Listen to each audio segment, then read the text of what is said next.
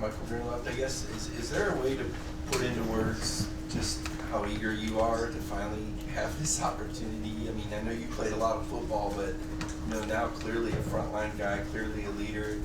It would seem like you waited a long time for what you're on the brink of this season. Yeah, that's a fair statement. I mean, all the hard work that I put in throughout the years, obviously with the older guys that I spoke on previously, taking me under their wing, just putting it all together for one year, one ride, and just trying to lead the young guys, because obviously I've been there for a while, like you were saying, so I feel like there's a lot of advice and tips and just tools that I can feed into the younger guys to make it easier on them as well. Micah, kind of going off of that, you've been through quite a few of these fall camps before. What is sort of your mindset, understanding what the next month's going to be like and just how much you guys are going to be pushed? My mindset, I would say, is just trying to take it day by day, rep by rep, not focusing on the future, not focusing on, hey, I might have messed up previously, just focusing day by day, because obviously we're going to be here for a while. So we're going to have film, we're going to have position meetings, just things like that, just being able to critique the little things and work on the technique.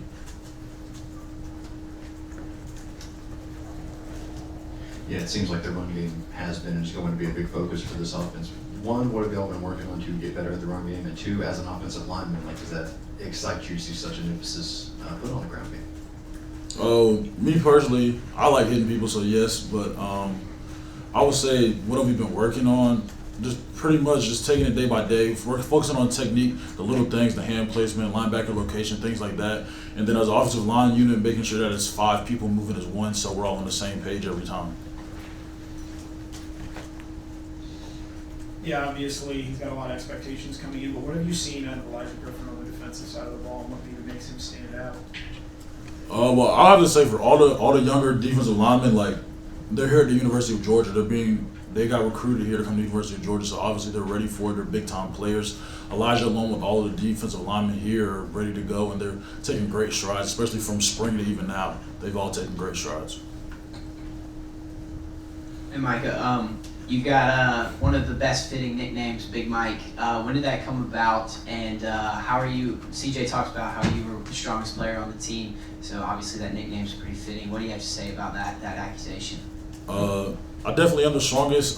Probably came from some guy named Hammy Culpepper a long time ago now. I don't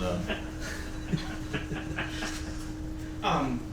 We asked Kirby about Coach Rauscher, Coach Lilly, and kind of what they brought to the room. What's been their impact on you thus far, and what have you kind of learned from those new voices in the building?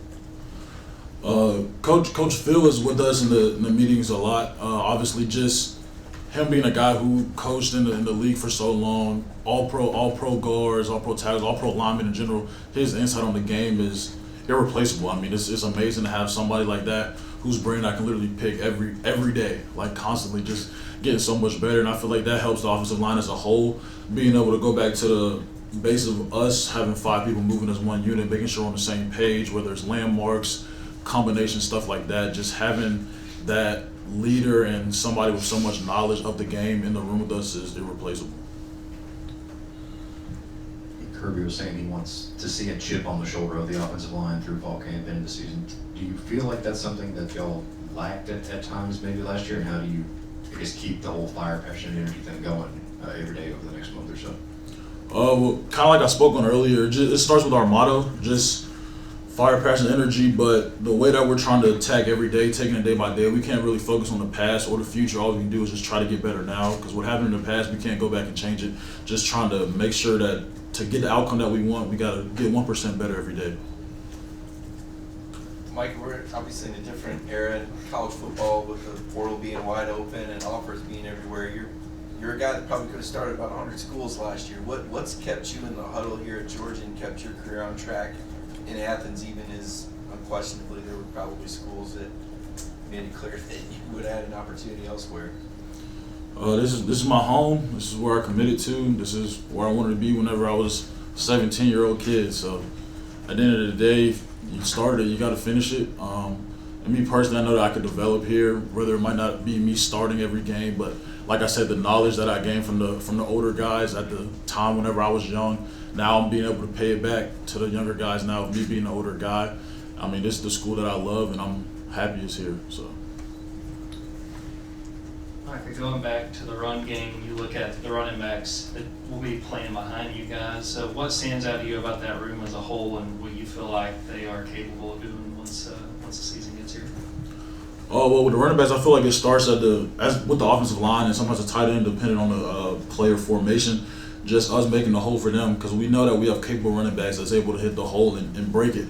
We just have to, as an offensive line, we just have to move as one and make the holes and make sure we're blocking the correct people. Micah Ernest was a guy last year, went through a lot of injuries, obviously, you know. Everybody kind of excuses about that. You kind of tell kind of bothering him just a little bit, maybe when he'll be 100% throughout the year. What have you seen in his mindset, his approach going into the camp this year? Ernest has always been professional. He's been professional about everything he's done here, and obviously, like you said, whether he had something going on or not, he never let it bother him. He never used it as an excuse. He just showed up and went to work. Micah, over here. Obviously, you're from Camden County. Elias is here. I know you don't play together, but what's that relationship like? What are your thoughts on him? And you know, I think he's might be taller than you. Yeah, he's taller than me for sure. I mean, obviously, it's great having somebody from Camden, a younger guy, stepping up, and I mean, him along with all the other younger guys, they've all been putting in work, and just seeing them be able to grow, especially now that we're done with the summer conditioning and lifting phase, just seeing them develop and, you know, put on some more muscle, just seeing them all grow really has been something special. But the Lions being from Camden is definitely special to know that, you know, there's somebody from Camden that's still going to be here after I'm gone. So. With so many young guys about to go through their first fall camp, can you kind of walk me through what your first day of fall camp was like, and what that experience was like for you? That was a long time ago now. But my first day of fall camp, I remember the main thing was trying to stay up during those meetings. Yeah, that was a rough point for me. But obviously, the advice I would give to younger guys was definitely just write notes, because when you write down notes, obviously you're gonna remember it better.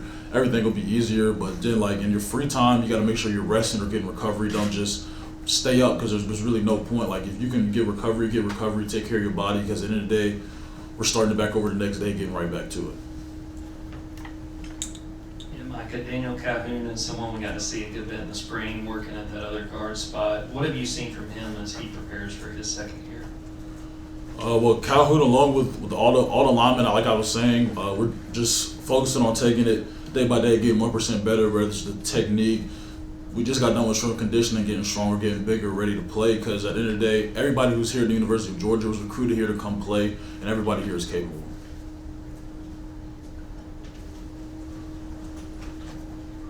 Ask you about this young defensive line that you see every day in practice. What's one thing about those guys that people may not be taking into account when they talk about Georgia's defensive front this year? I guess I would say for all the defensive linemen that we're all getting 1% better. Everybody's getting better. The defensive line from spring is not what they are now. They're better than what they were then, and that everybody here is getting better every day because we're putting in the work. Any more for Micah? All right, Micah, thank you. Thanks, Mike.